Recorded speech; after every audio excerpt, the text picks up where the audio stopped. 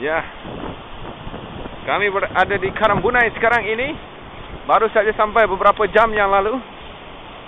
Dekat-dekat sejam yang lalu. Sekarang ini kami berjalan di tepi pantai. Dan Nurka Rina Iman nampaknya sedang menunggang kuda. So, macam mana agaknya Nurka Rina Iman? Kamu rasa seronok ke? Kamu rasa kamu pernah naik kuda sebelum ni? Belum? Tipu. Yang kamu naik dekat supermarket tu apa?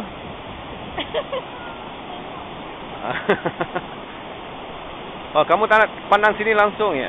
Kamu dah sombong ya? Wah, ada action. Hah? Oh, ada lagi kuda. Lambai sikit, lambai sikit. Yeah.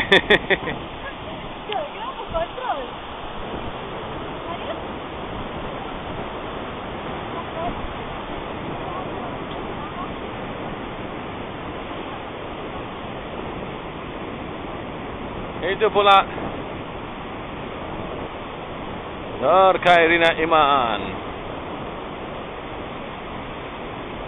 Memang cantik pemandangan dekat sini. Pantai yang cukup indah, hebat.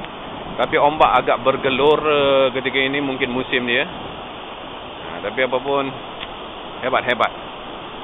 Sebab itu dia punya tagline, some says it's heaven. Ni nak bawa ke mana pula ni? One round.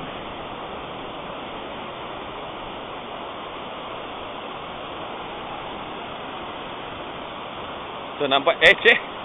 Tadi tadi takut-takut, tapi sekarang agak nampaknya sudah berani.